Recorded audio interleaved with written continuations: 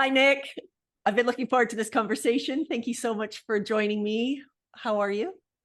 I'm very good, thank you. Thanks so much for having me. Looking very tanned following your time at the farm.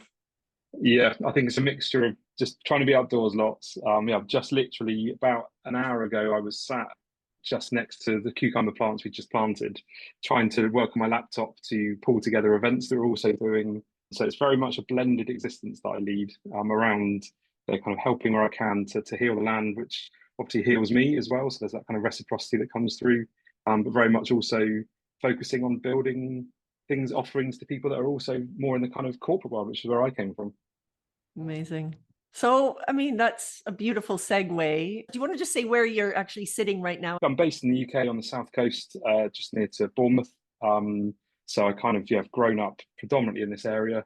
I used to travel quite a lot to London for work, and I think that was part of my own kind of journey towards, if I'm honest, burning out, the sort of travel that came with that. So now I very much feel very, very lucky and very fortunate to be living so close to the sea. I've got the New Yeah. Forest just above me. I've got the Purbex just the other side of me, and then we just got stunning scenery all around. So I can see that I was always meant to be here. So perhaps you can just bring to life what does your work look like at the moment? Maybe a little bit about sort of where you came from. Yeah, no worries at all. Yes, I mean, my route into marketing, so I ended up sort of studying marketing. That was a big part of my corporate career, came via sociology and the why we do the things that we do, the belief systems that we hold. Um, that led me into marketing just through necessity. I kind of needed to find probably a more sort of viable route towards what I understood how people made money. That was kind of what led me into that world. And I enjoyed it, the creativity, and I did some really cool stuff. And I'm very grateful for that time, as well as it being difficult at points. But now what I do is I just integrate all of the knowledge that I had. So those early years of me being brought up very much in a kind of free thinking, spiritually kind of aware household, I feel like I've come back to myself through this path of also picking up the skills along the way around marketing, around big corporate things, commercial things, the kind of world in which we operate. So I can think I'm able to bring depth of understanding of those things, but also a real clarity of kind of ourselves. So that, now I trained as a coach. So that was kind of my path into this. Obviously, a lot of things around sustainable and ethical business. I'm not very good at those kind of elevator pitches. I'm not very good at my SEO is complicated because it's hard to put me into a particular It's box. But I think for me, the joy comes from the fact that I am operating on the fringes quite often. So, I do one-to-one coaching with, leaders of businesses or leaders in their kind of roles that they do, all the way through to running events on a regenerative farm, which is where I've just been earlier on today. But the thread that ties it all together and also help businesses as well to kind of create business of the future is fundamentally the fact that there is another way. I think that I saw this kind of, people are sensing more and more that there's challenges that we're facing. People's nervous systems are fried. Their belief systems are being questioned. The world is getting weirder and weirder. And I worry that people aren't really tapping into that. We can call it intuition, we can call it gut instinct. So what I help is help people to really tap into the power that we all hold in a way that has balances the kind of business pragmatism, which will have pay our bills and put the bins out if that's the way we want to live our lives. But also there's this deeper calling that I sense when I work with people that are just waking up to this idea that it didn't have to ever be this hard. But somewhere along the line, we've been convinced that that's the story we want to live by. And I refuse to believe it, if I'm honest. So that's kind of why my curiosity has allowed me the scope and the flex and the play to say, actually, we don't have to operate in this way. We can choose a different path. Yeah. And, the way that you do help people kind of navigate that weird world that we're sort of living in, and it just keeps getting stranger and stranger. What tends to sit underneath these moments when people come to you?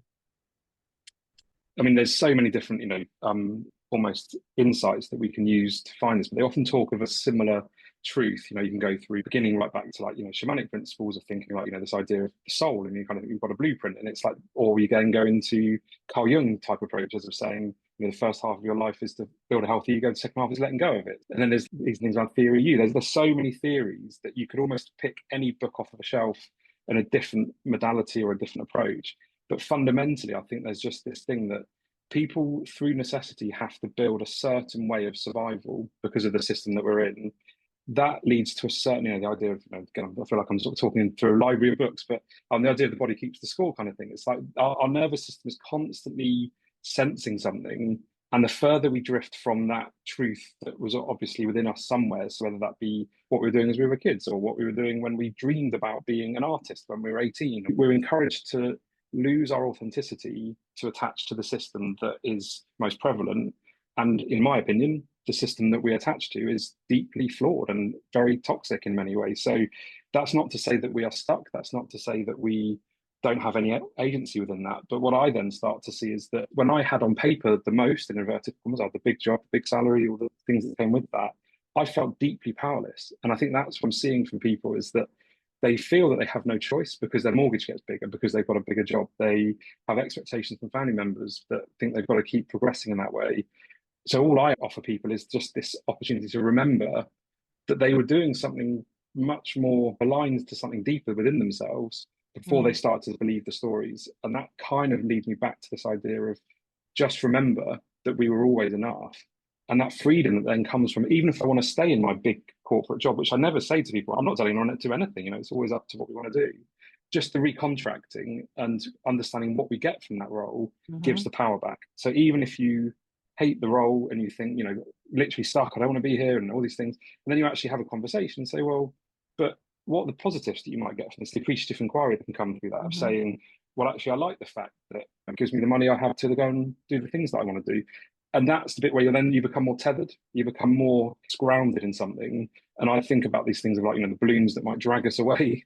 But if you let go of the balloons, then you can actually say, actually, I don't mind having a few sort of the negative things that come in my life because I like the positives. But if we don't have that reckoning, we feel like we're being dragged, and it might not be true, and people just get stuck in that. And that's where I was. You know, I could have at any point I could have changed job. I could have done these things, but I didn't because I didn't have the awareness to say that I don't have to live this way anymore.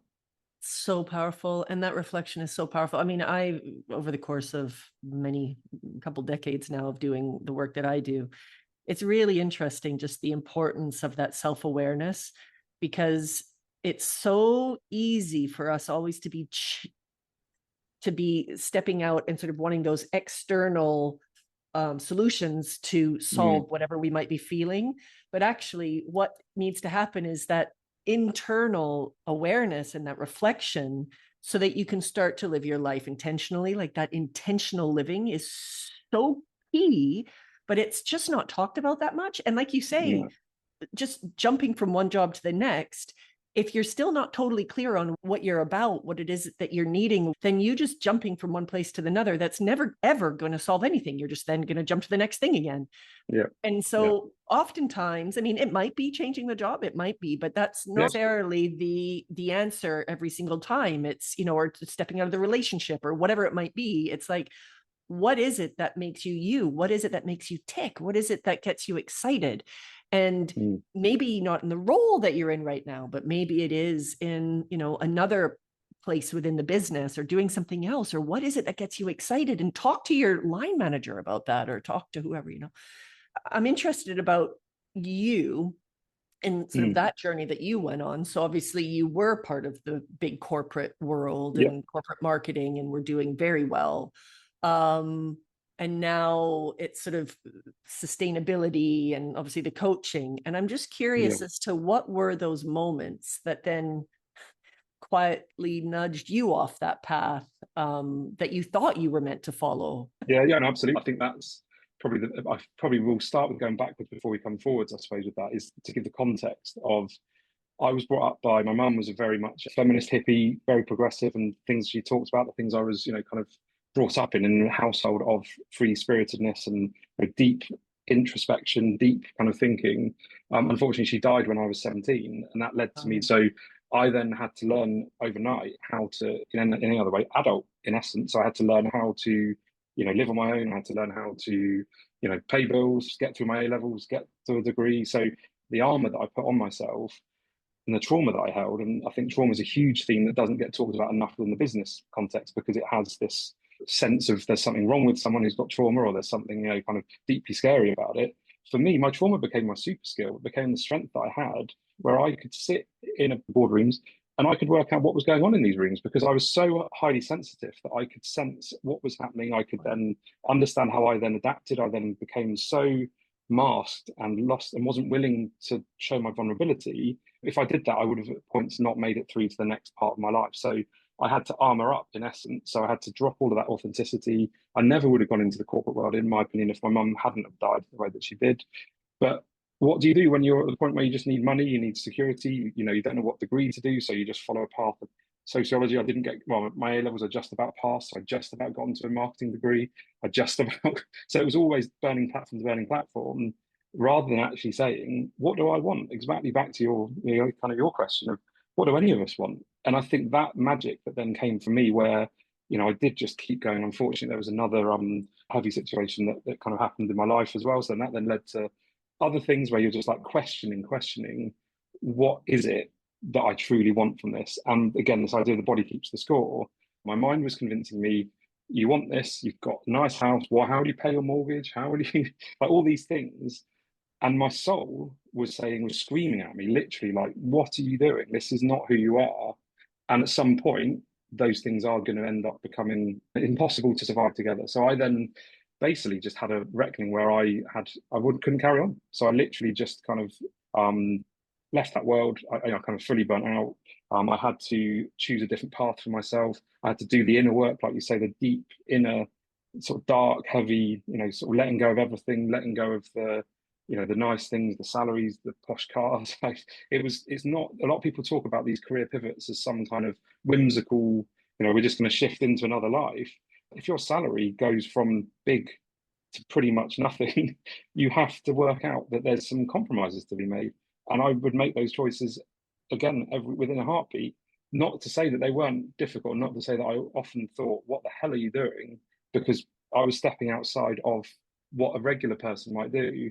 And that became, I think, this route into back to who I always was going to be. So the blueprint was there, and I just had to nurture that enough to start listening to my own voice. And it's, some beautiful poems from like Mary Oliver. She starts saying this of, we just have to go long enough to start hearing the voice of ourselves again, to drop the voices that are no longer helpful.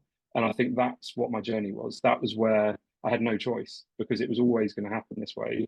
But that becomes the work. And like you say, there's so many ways to avoid doing the inner work that the corporate world is very good at letting you hide, because you can mask up, you can create personalities, you can be the comedian. But it's tiring. And that's where you get imposter syndrome, in my opinion. That's where you get this idea of like constantly having to not be you. And that businesses often talk about psychological safety. Again, how safe is it if someone truly turned up as an authentic version of themselves? I wonder how many businesses truly mean that.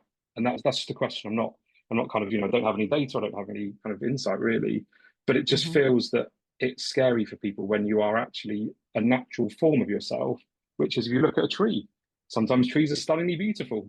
Sometimes they don't look as sort of flourishing, and sometimes they fall over and then something else grows. So that's the bit that I now see, is that, we have to accept that there's a duality in things, there's an impermanence of things, but we have to get used to that.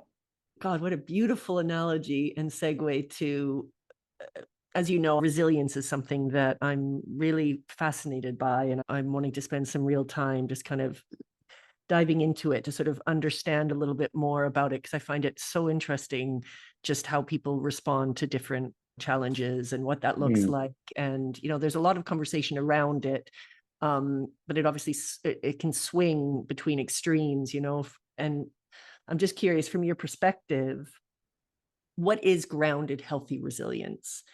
There's different ways of talking about resilience. I'm just curious to know, what are your thoughts on it?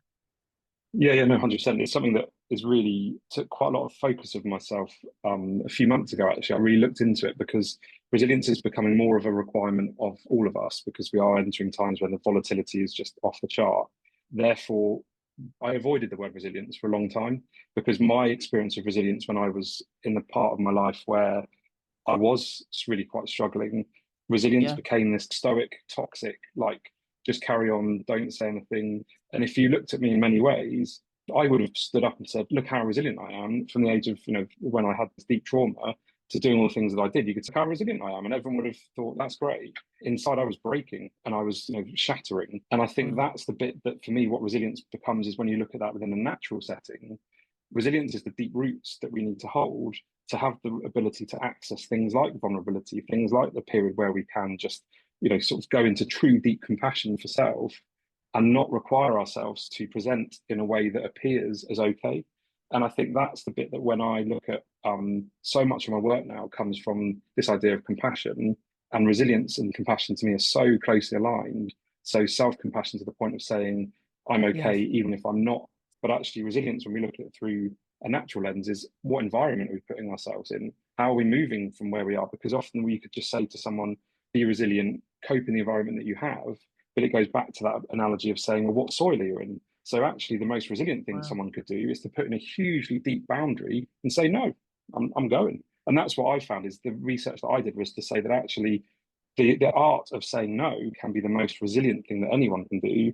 But that goes against most of the kind of dogma that would say you endure. And endurance, to me, is not resilience. Endurance is a way that you could end up completely destroying the thing that keeps you resilient in the first place. So again, this idea of fierce and soft compassion, and starting to see that, and kindness then falls into this as well. We start looking at, often we talk about this idea of be kind to things, be kind to things, and you think, well, actually, sometimes it might be the hardest thing could be that I just want to lie in bed for 3-4 days, and people would look at you and think you're broken. You think this is compassionate what I need, but at some point you might then say I need some fierce compassion, which is to say I know that long term I need to get up, I need to do those things. But it's like nature. Nature does this. Nature will look for a period of time where it's completely, a piece of log is rotten, and then it composts down, and then this incredible thing grows up. And then you think, oh, it's being resilient. The time that a human would look at it, we would look at it and say, oh, look at that. It's all mushed up and horrible. And I think that's the bit that, from my experience, again, I've just noticed this thing where we've got such a sort of a desire to appear as if things are okay. Resilience is to just say, I'm going to be authentically me, and I will trust that I'll attach to the things that I need to. I mean, you've referenced Gabor Mate, obviously, the last time we spoke, and now. I mean, I find him fascinating for so many reasons. Incredible man. So that the idea that he has the tension between attachment and authenticity, how does that play out in leadership today? So in so much of my work, it's pretty much a core principle. I often talk about the seesaw, as I kind of imagine it, where you've got attachment, authenticity. Obviously, when we come into the world, our number one need is to attach to our primary sort of caregiver, and then over time we learn that the more authentic we are, our attachment has to drop. So when we look at leadership, when we look at the way that we focus in businesses, if I went into work tomorrow, if I worked in back in, I'm thinking back to when I worked in those corporate roles, and I was truly authentically me, I would run the risk of that audience, community, tribe, whatever you want to call it. They might push me out. They might say, actually, you're being too authentic. I don't like the fact you're talking about X, Y, Z. I don't like the fact that you dress in these clothes. I don't like the fact that you are challenging the status quo.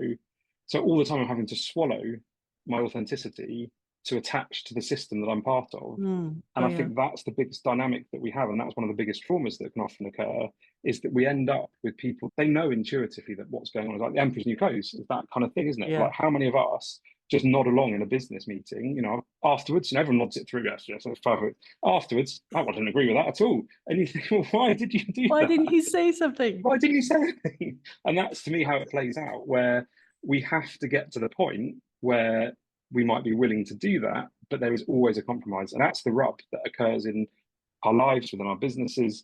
If we're not willing to stand up, and I'm not saying we all should, I don't believe in shaming anyone to doing anything, but that's where you start to get those small cracks forming in your soul of like, I knew that wasn't my integrity there, didn't operate in the way that I would like it to have done. And when you come home at night, that's why you wake up in the middle of the night and you think, it doesn't sit right, it's not feeling right.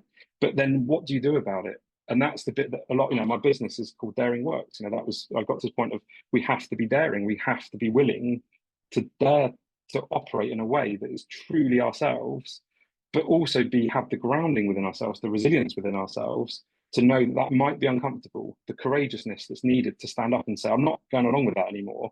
And I think now within our businesses, within society, within our communities, we have to speak the truth, because otherwise, what do we have? Otherwise, there's going to be a new algorithm that says that if you talk about this on LinkedIn, reach decreases. If you talk about this, and then you think, okay, so therefore I have a choice. Again, these are all decision tree type moments. Do I want to swallow down my authenticity to attach to the algorithm? Or do I want to be myself and accept that I might not get as much work?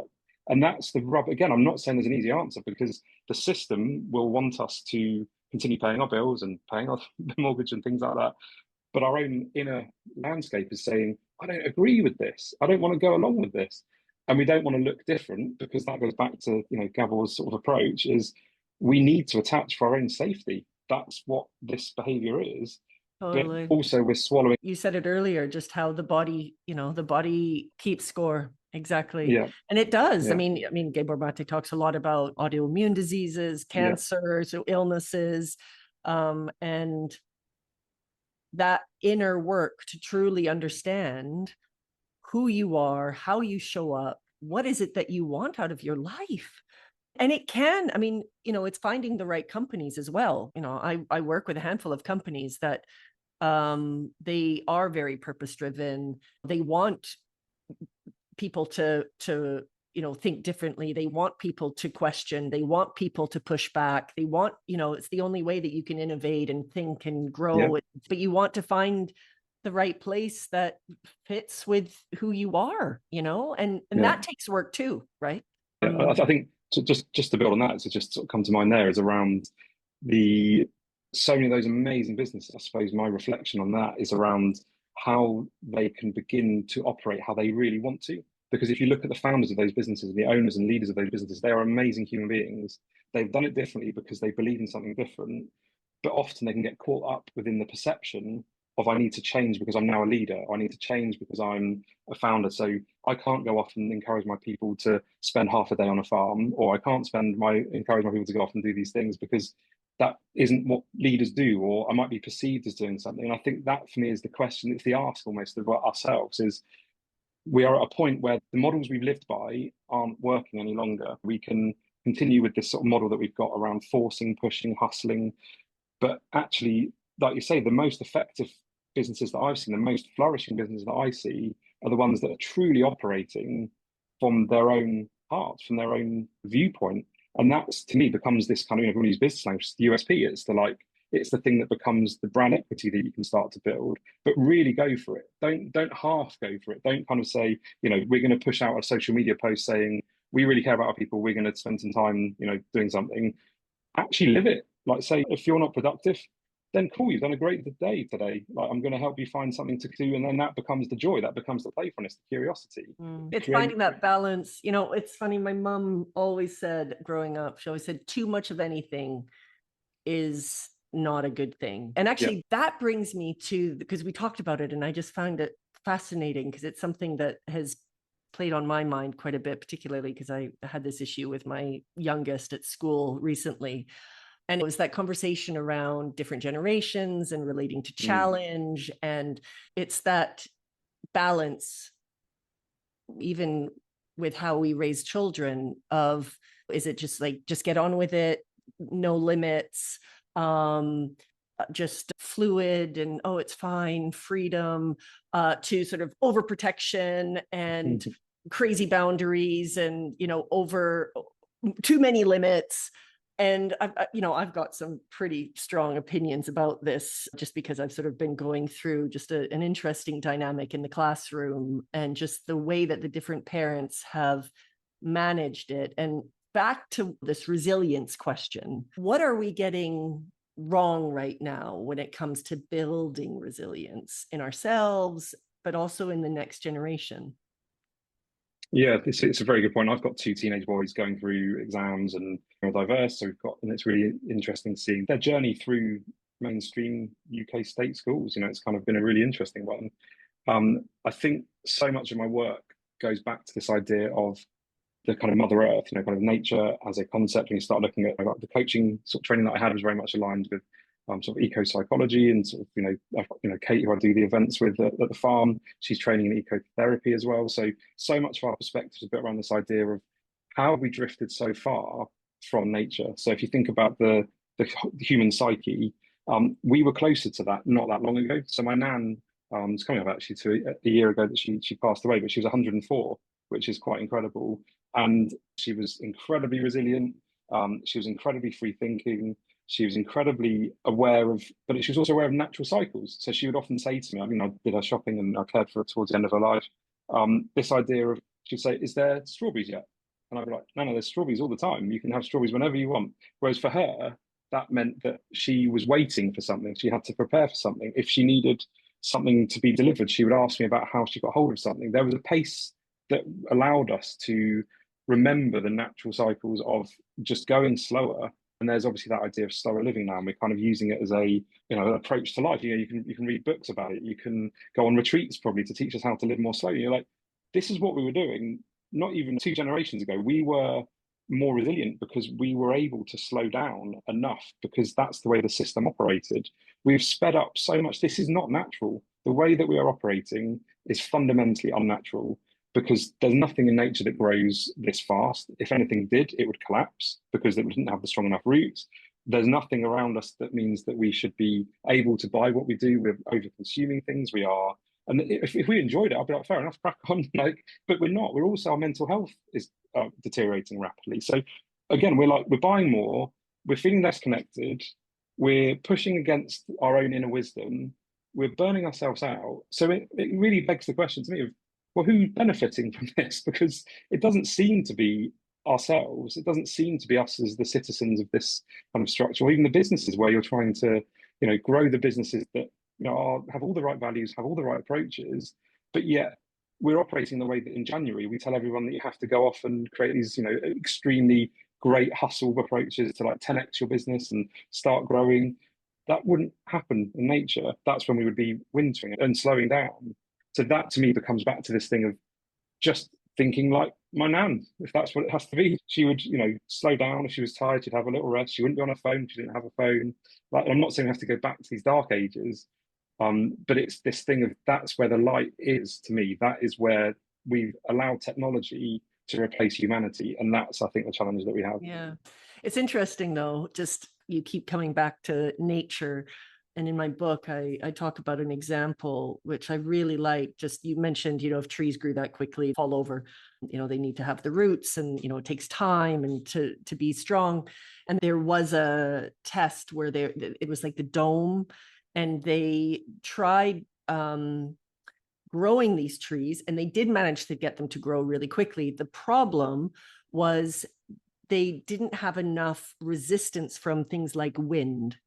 And the toughness, if you like, of the external experience around them didn't allow them to be strong enough. And what made them strong was that tough experience. And the analogy, if you like, I think plays in our worlds as well. And it's finding that balance. And back to what my mom says, too much of anything is a good thing. Too much of a difficult moment, time, that brings in trauma, and that brings in, you don't have enough time to reflect and think and decide what you want to do. But at the same time, if life is too easy, and if you get everything too easily, if you don't have to work for something, or if you don't feel the pain of, quote unquote failure, or something doesn't work out and you have to work through what does that mean for you, and you need to take the time to kind of make sense of things. That's how you build character. That's how you build your values. That's how you build who you are and all that kind of stuff. And I think it is finding that balance, isn't it? I just, when we're thinking of the younger generation, I just think everything is so easy, and they have access to everything. And if they have a question, it's sort of immediately there. And, if there's a challenge, their parents fly in and sort of sort it out for them. And that's not going to create very resilient people either. I suppose it's back to your question around what is resilience. I think there's also a dynamic which is more self-awareness of people that are our kind of generation, who are doing the work to not allow the intergenerational trauma to continue, because we talk more now about the things that would have gone through as, oh, that's just, you don't talk about that. You don't don't go that. there. They're stiff upper lip, like don't access that. And they've also seen more and more people burning out. So they're seeing, think about the lived experience of my kids. They watched me go through that time. So therefore they need the resilience to kind of almost not go down that path if that's not what they want.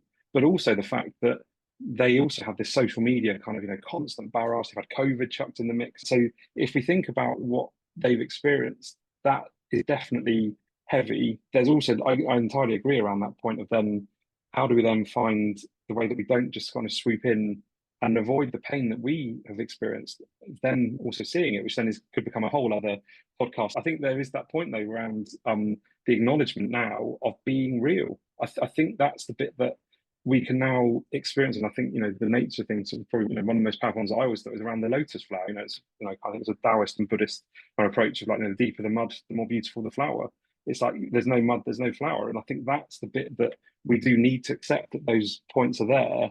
And that's where the strength comes from, which comes back to, I think, kind of the theme of your work very much so, is the amazing exploration of what makes us human. How do we leverage that in a way that becomes a really amazing way of growing the businesses that really matter?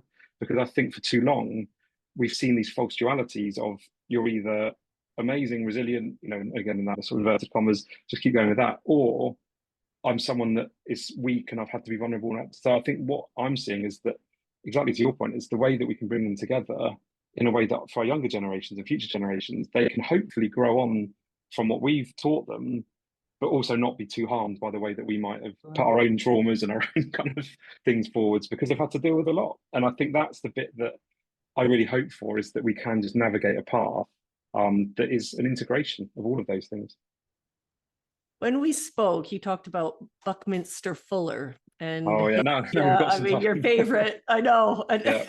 Can you do this in a few minutes? I'm not sure, but it's like there's a lot there. But his idea that we're all trim tabs. Yeah. Those small forces that can shift much larger systems. And I just wonder, where do you see that playing out today, and how can individuals step into that responsibility without feeling overwhelmed?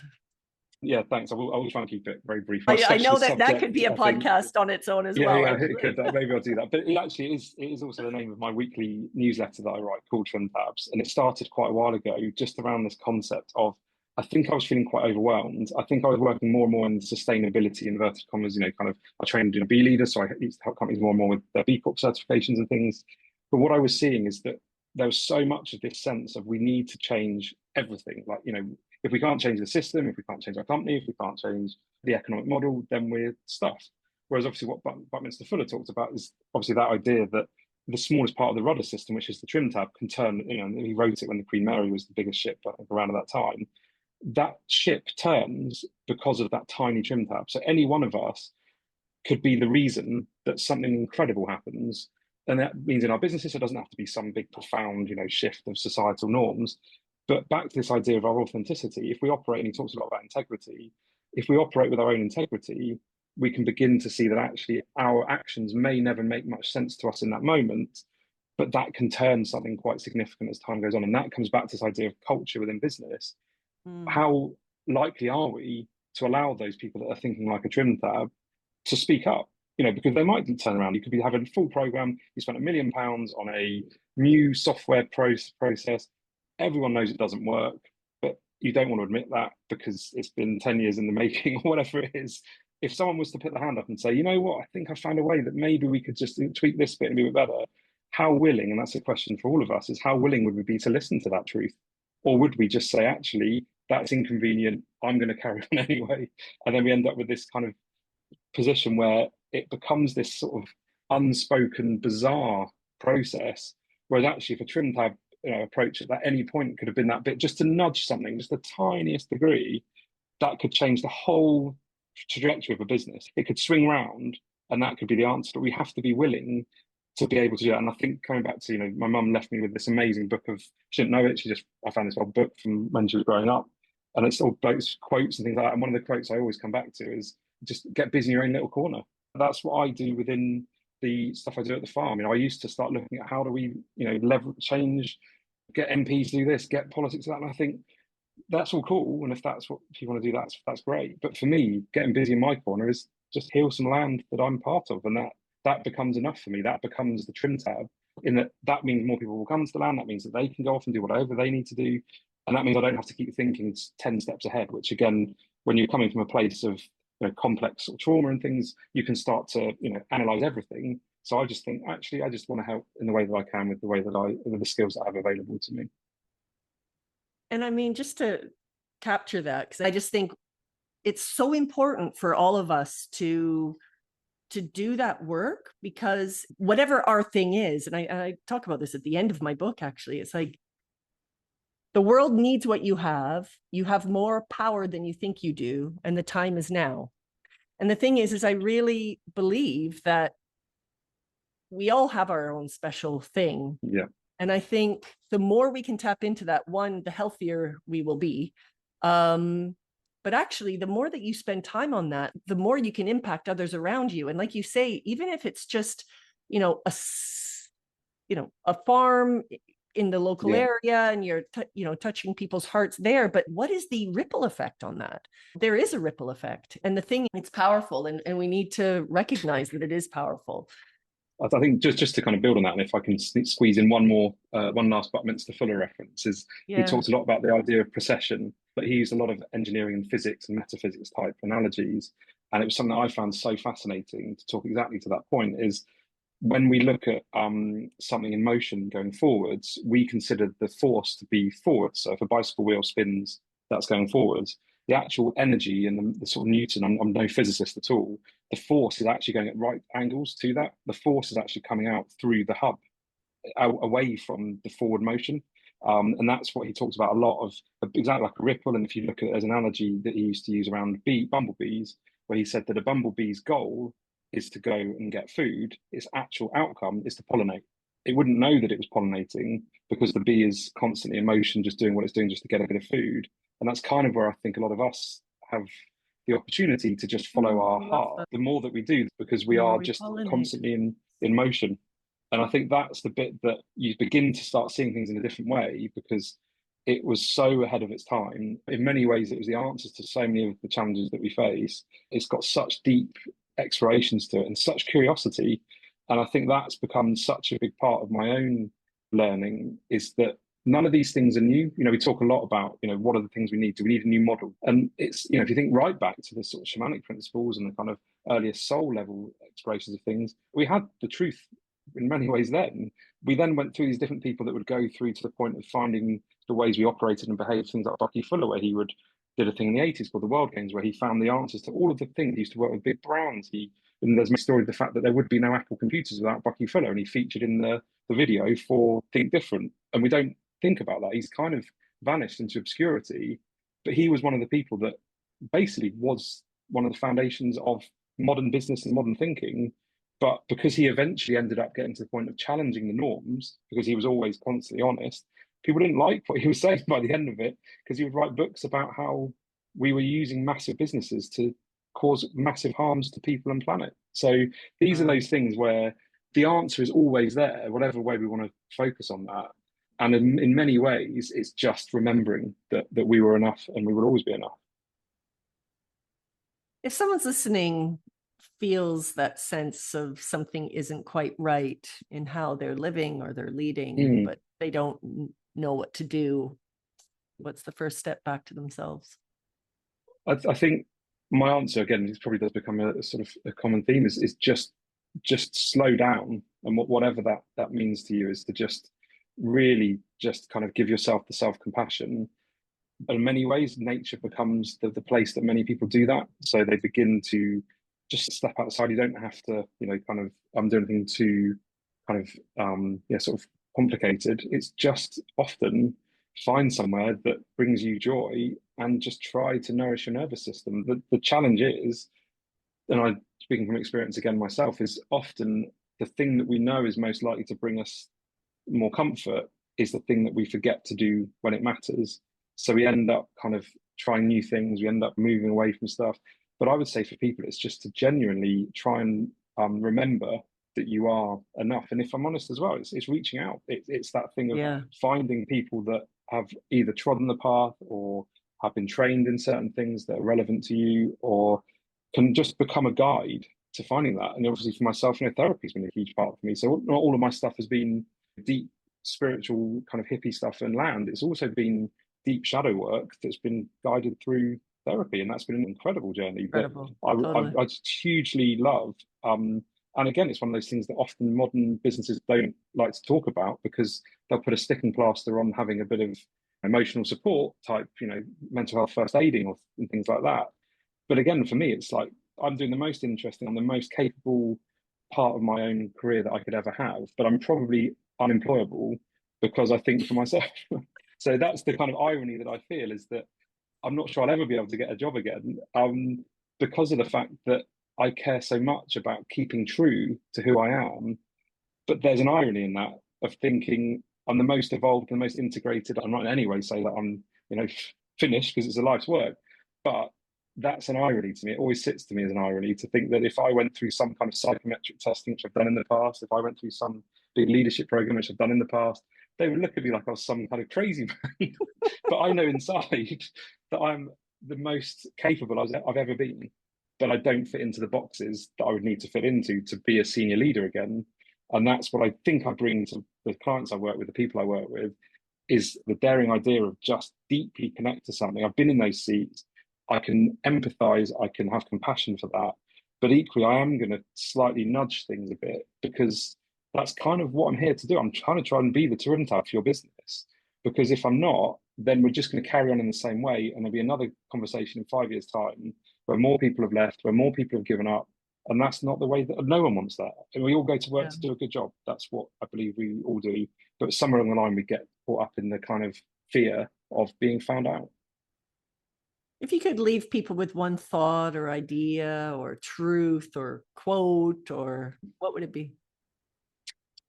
I think it would have to be to do with love.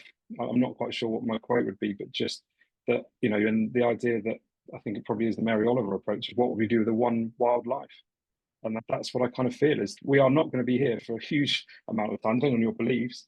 Just love what you do, love yourself, love the people around you. That has to be the answer.